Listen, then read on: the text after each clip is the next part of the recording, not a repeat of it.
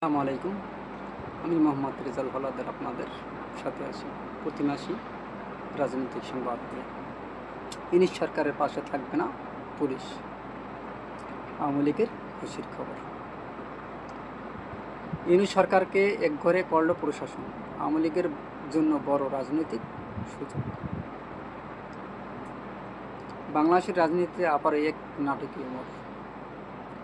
ইউনিশ সরকারকে পাশে নেই প্রশাসন, নেই পুলিশ। এই পরিস্থিতিতে কী বলছে দেশের আগামী নির্বাচনের জন্য আওয়ামী লীগের জন্য একটা কি আশীর্বাদ? ইউনিশ সরকারের পুরনো রাজনৈতিক মঞ্চের দৃশ্য। ইউনিশ সরকার, যিনি এক সময় মাঠের অন্যতম প্রভাবশালী নেতা হিসেবে পরিচিত ছিলেন, এখন নিজের রাজনৈতিক ঘরেই যেন বন্দী।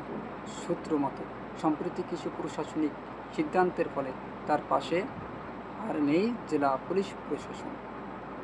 তার বিরুদ্ধে চলছে কিছু তদন্ত, যার ফলে পুলিশ তাকে রাজনৈতিক র্যালি বা মিটিংয়ের নিরাপত্তা দিচ্ছে না, অত্যন্ত সরাসরি নয়। প্রশাসনের এই আচরণ অনেকেই বিস্মিত করেছে। রাজনৈতিক বিশ্লেষকেরা বলেছেন, এটি হতে পারে ক্ষমতাসীন দলের সঙ্গে গোপন সমঝোতার ফল। আবার কেউ কেউ বলছে, প্রশাসন এখন নিরপেক্ষ ভূমিকা নিচ্ছে, কেননা তারা বেশিরভাগ আওয়ামী লীগের চামচামি করেছে এবং এই চামচামি করার কারণে তারা রাস্তায় পরে নির্বিচারে মানুষের হাতে মৃত্যুবরণ করেছে। এখনও তাদের লজ্জা নেই, তারা মানুষের নিরাপত্তা দিতে পারছে না। জায়গায় জায়গায় ডাকাতি, চুরি রাজধানী চলতেছে, কিন্তু তারা ঘুমাচ্ছে।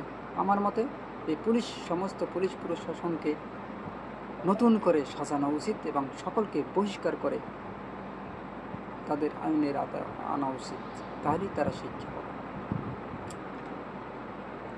আওয়ামী লীগের নেতারা এই ঘটনার প্রকাশ্যে কিছু না বললেও দলীয় কর্মীদের মধ্যে রয়েছে সন্তুষ্টির ছাপ, কারণ ইউনূস সরকার ছিলেন অনেকটা বাধাস্বরূপ। তার দুর্বলতা মানে আওয়ামী লীগের শক্তি বৃদ্ধি করা। এই পরিস্থিতির ভবিষ্যতে রাজনৈতিক মাঠে কী পরিবর্তন আনতে পারে? ইউনূস সরকারের জনপ্রিয়তা কী থাকবে আগের মতো, নাকি আওয়ামী লীগ এই সুযোগে বিরোধীদের পুরোপুরি কোণঠাসা করে ফেলবে? সাধারণ জনগণের মধ্যে মিশ্র প্রতিক্রিয়া দেখা যাচ্ছে। কেউ বলছে এটা ন্যায় বিচার, আবার কেউ বলছে এটা রাজনৈতিক ষড়যন্ত্র। এখন আপনারা এর কিছু মতামত অবশ্যই দেবেন কমেন্টের মাধ্যমে, যে কি হতে যাচ্ছে বাংলাদেশের রাজনৈতিক প্রেক্ষাপটে। ইউনূস সরকারের এই অবস্থান রাজনীতির নতুন এক অধ্যায় খুলে দিল। এখন দেখার বিষয়, তিনি কিভাবে এই সংকট সামাল দেবেন। আওয়ামী লীগ কি সত্যি এই সুযোগকে কাজে লাগাবে? আপনার কি মতামত? আপনি কি মনে করেন প্রশাসন নিরপেক্ষ, নাকি এর পেছনে লুকিয়ে আছে গভীর ষড়যন্ত্র কৌশল?